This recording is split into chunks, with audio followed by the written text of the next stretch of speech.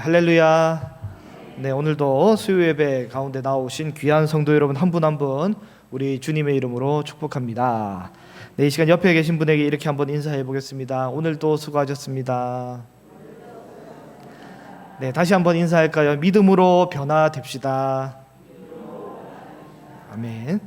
네, 어린아이는 하루하루 커 갑니다. 어제가 다르고 오늘이 다릅니다. 자고 일어나면 커 있는 것 같고 하루하루가 새롭습니다. 며칠 안 본 것 같더니 금방 자랍니다.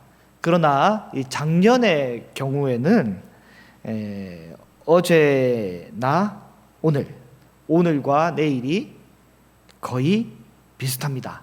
며칠이 지나도 그 모습 그대로입니다.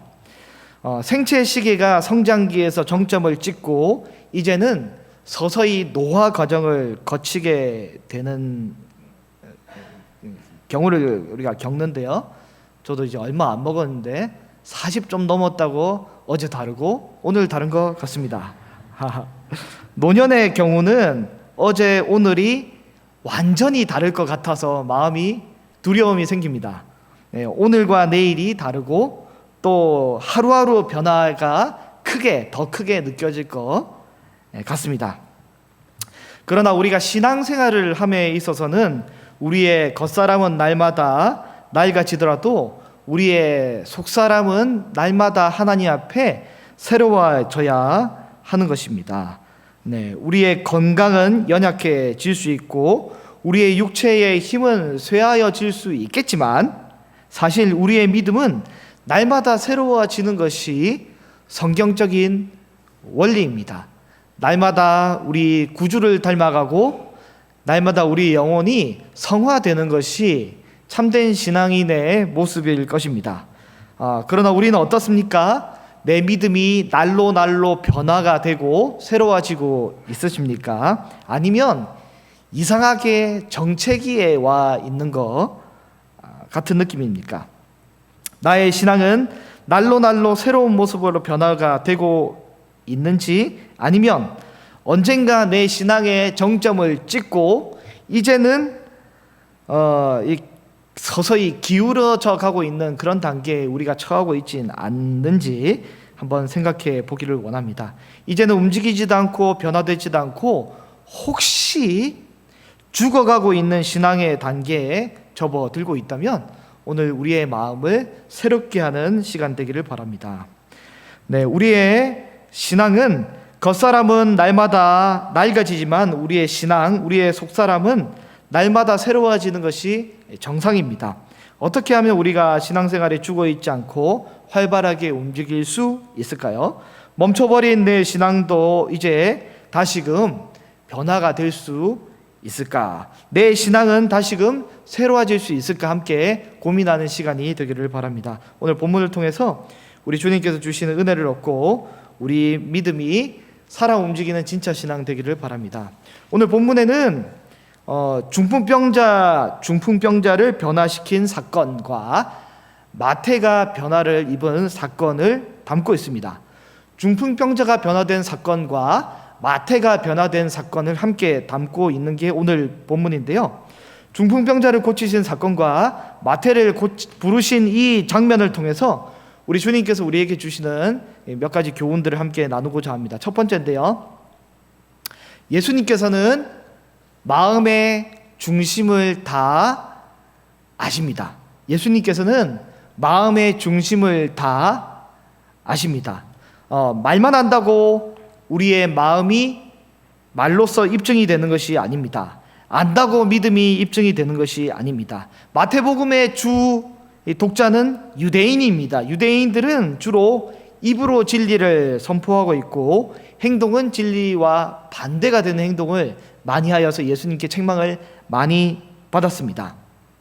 아버지께 효도한다고 말만 하고 효도해야 한다는 것을 알고도 한 번도 찾아뵙지도 않거나 전화도 안 한다면 이것은 효도가 아니겠죠. 사랑하는지 안 하는지 행동을 통해서 티가 나게 됩니다.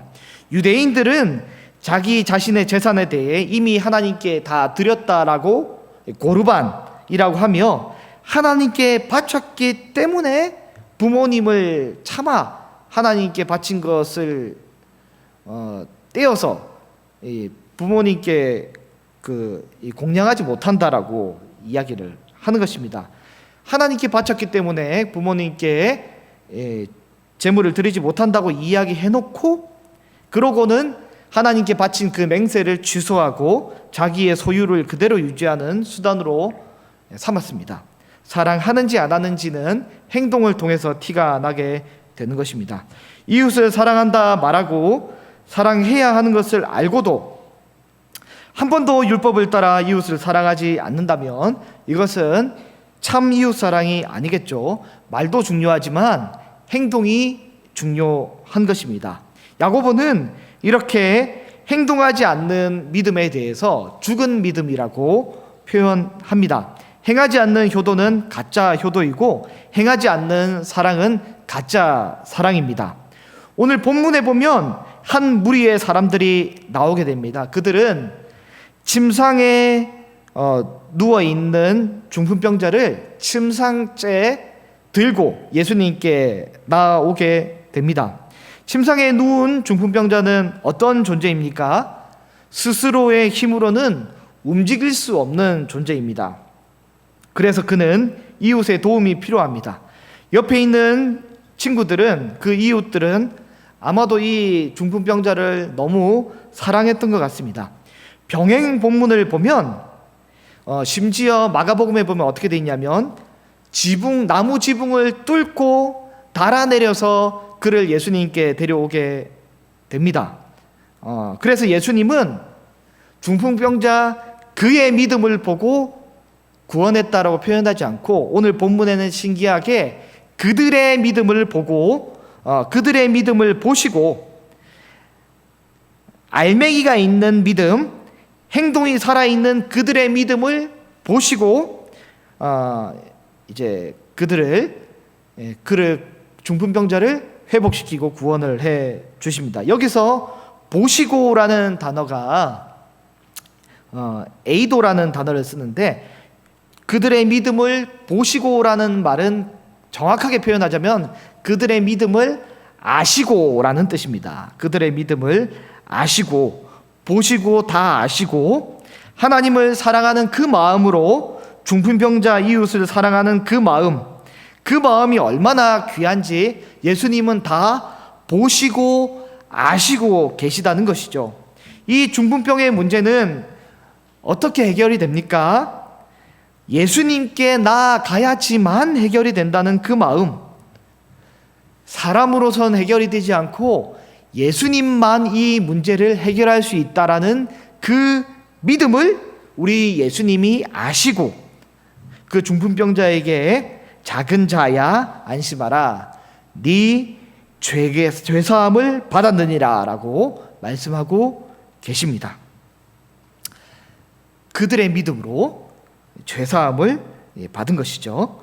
이 말씀을 들은 어떤 서기관들은 말씀을 듣자 예수님에 대해서 안 좋은 마음 깊이 묵상을 합니다. 어떤 서기관들이 그 마음들을 같이 공유하면서 묵상했던 것 같습니다. 그랬더니 4절 말씀에 보면 예수님께서 그 악한 생각을 여기도 아시고라고 되어 있는데 4절에 아시고도 에이도라는 단어를 쓰고 있습니다. 예수님께서는 그 악한 생각을 보시고 아시는 거죠. 예수님은 서기관들의 가짜 믿음을 아시는 것입니다. 머리에는 가득하지만 행동으로까지 가지 않는 그 믿음, 가짜 믿음. 입으로는 말하지만 절대 몸이 움직이지 않는 가짜 믿음. 충전되어 있지 않은 배터리, 방전되어서 더 이상 충전조차도 되지 않는 생명력이 없는 이 배터리. 이것이 바로 서기관들이 가진 행함이 없는 믿음, 가짜 믿음인 것이죠. 함께 예배하는 저와 여러분은 진짜 믿음을 가지시기를 원합니다. 믿음으로 변화되기 위해서는, 참된 신앙이 회복되기 위해서는 우리는 진짜 믿음을 가지고 있어야만 합니다.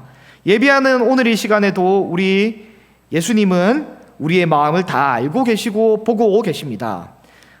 그래서 우리의 마음에 나는 마치 중풍병자와 같이 나는 영적으로 무기능, 영적 기능이 고장난 존재이고 죄인이기 때문에 예수님 앞에 나아가게 될 때 그때야만 내가 고침을 받게 된다는 그 믿음으로 나아가고 있는지 아닌지, 아니면 내 속으로 판단만 하고 있는지 우리 주님은 다 우리를 보시고 계시고 알고 계십니다.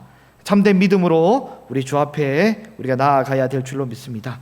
우리 중풍병자를 고치신 사건과 마태가 회복되는 이 사건을 통해 우리 주께서 주시는 교훈, 두 번째 교훈을 살펴볼 텐데요.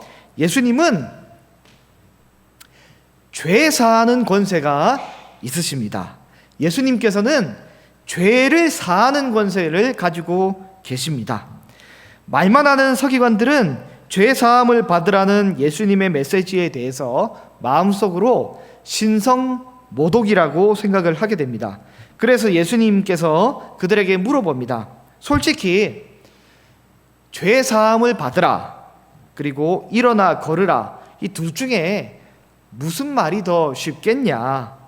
사실 죄 사함을 받았다, 그러니까 그냥 가라라고, 죄 사함을 받았다라고 그냥 이야기하는 것이 어쩌면 더 편할지 모르겠습니다. 왜냐하면 그것은 실제 일어났는지 안 일어났는지 확인할 방도가 없기 때문에 그냥 죄 사함을 받았다라고 하고 끝내면 솔직히 편할 수 있겠지만, 예수님께서 만약에 저에게 김 목사는 어떻게 생각하냐 물으신다면 저도 이렇게 생각합니다. 저는 죄 사함을 받았다라고 입으로만 말하는 것이 더 쉬울 것 같습니다 라고 말할 것 같습니다. 왜냐하면 실제 이거는 일어날 필요가 없고 눈에 보이지 않아도 되는 거잖아요. 어느 날 이제 그 신방을 가서 권사님을 만나서, 권사님 이런저런 고민이 있으시네요.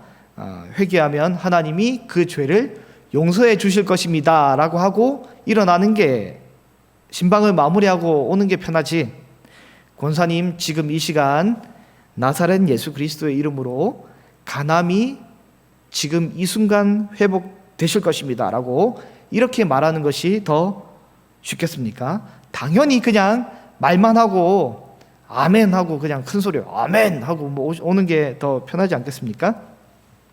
사실 영적인 능력의 차원에서 볼 때 죄사함을 선포하는 것은 사실 이 하나님께만 속한 신적인 일입니다.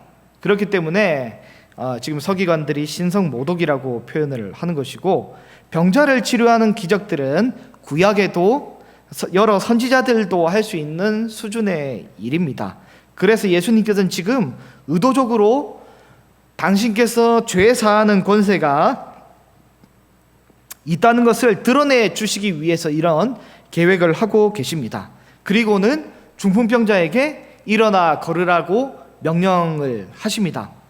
말로만 죄사함을 받았다라고 선포했더라면 죄사함이 일어났는지 안 일어났는지 우리는 알 길이 없겠지만, 죄사함이 있다고 선포함과 동시에 일어나 걸으라라고 명령을 하셨기 때문에 만약에 일어나 걷는 일이 발생을 하게 된다면 눈에 보이지 않는 죄사함의 사건도 지금 즉시 이루어졌다는 것이 증명이 되기 때문에 우리 주님이 이렇게 행동을 하신 것입니다.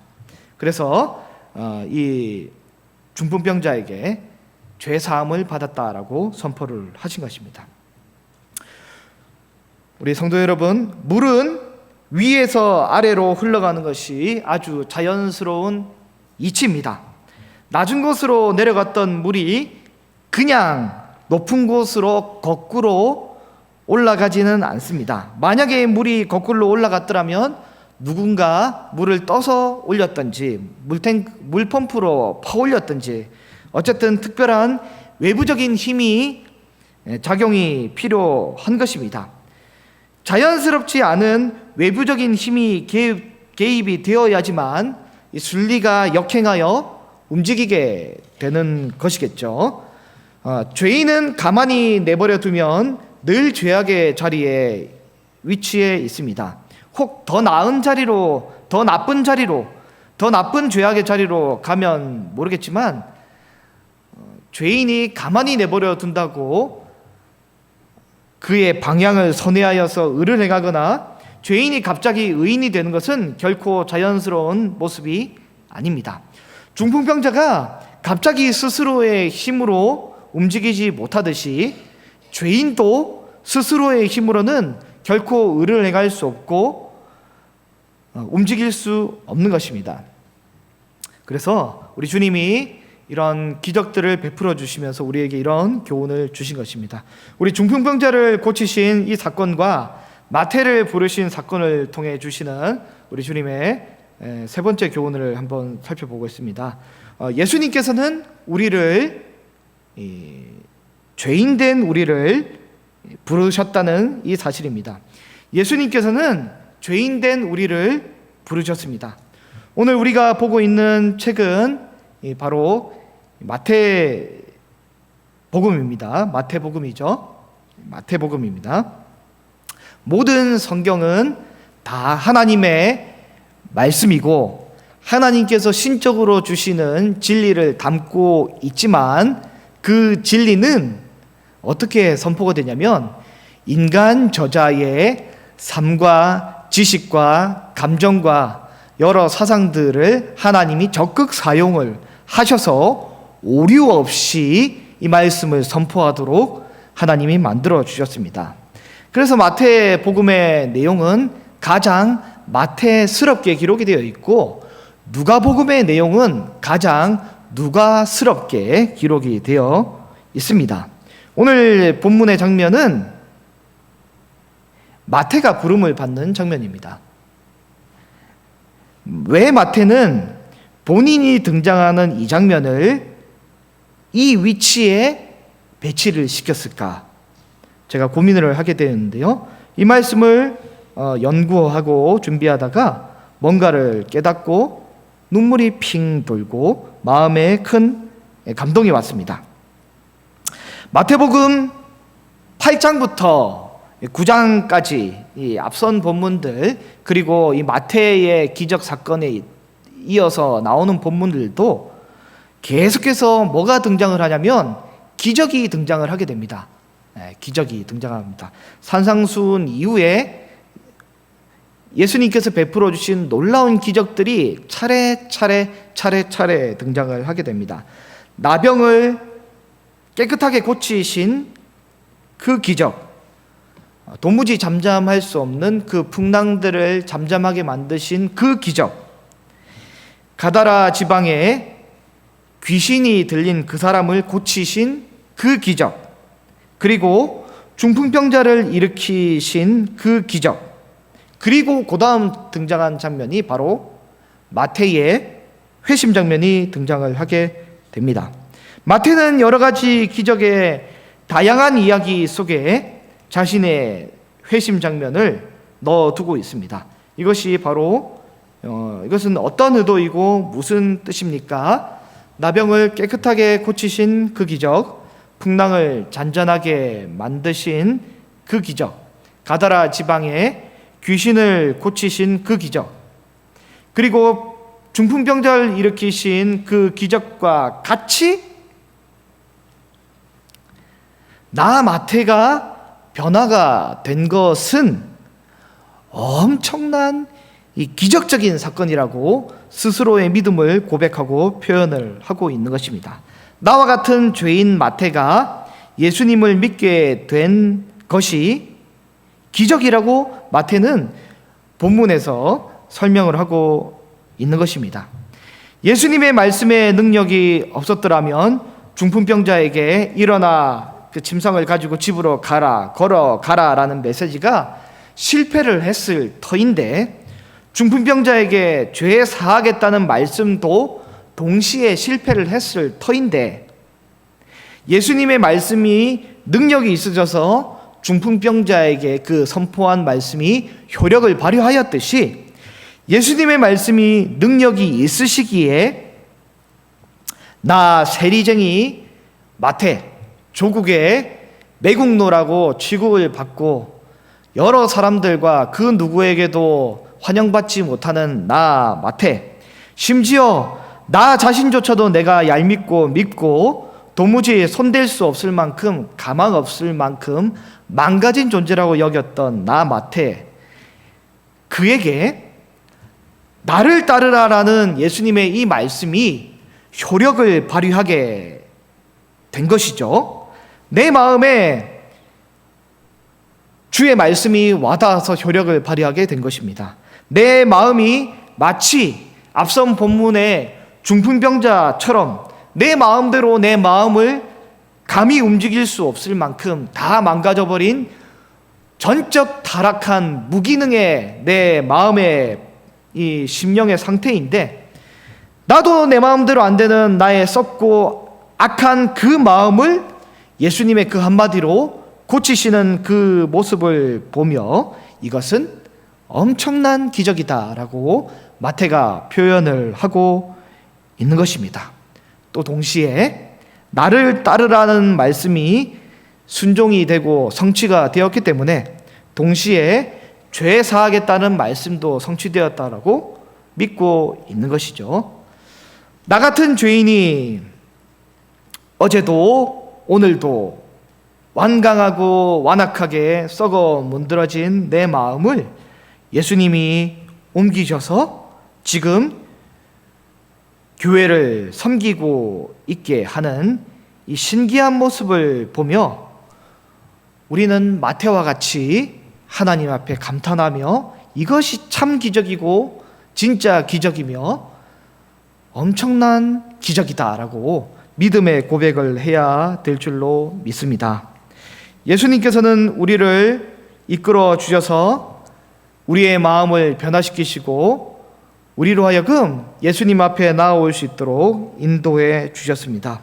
성령께서 역사하지 않으셨더라면 죄인이 의인으로 바뀌는 일이 없었을 것입니다. 성령께서 인도해 주시지 않으셨더라면 이렇게 재개발로 다 무너진 폐허를 뚫고 몸된 교회에 와서 예배하는 일은 우리가 없었을 것입니다. 아, 주님이 나를 바꾸셨구나. 아, 주님이 나를 변화시키셨구나. 이 귀한 깨달음을 우리가 얻게 되는 것입니다. 지금 이 순간 우리는 우리의 삶의 방향을 틀어서 하나님 앞에 나와서 예배하고 있습니다. 그리고 오늘도 우리는 우리 삶의 힘겨운 삶의 여정을 뚫고 예수님 앞에 한 발짝 한 발짝 더 나아가고 있는 상황 중에 있습니다. 사랑하는 우리 귀한 성도 여러분, 믿음의 진보가 있으십니까? 믿음이 날로 날로 새롭게 변화가 되고 있으십니까? 혹 지금 잠시 우리가 정체되는 모습을 보일지라도 마태와 같이 어느 순간 우리에게 찾아오셨던 그 예수님, 오늘도 지금도 나를 부르시고 계시고 나를 여전히 변화시키고 계시고 앞으로도 변화시키실 줄로 믿습니다. 그 예수님과 더불어 믿음의 삶을 살아가는 저와 여러분이 되기를 간절히 소망합니다.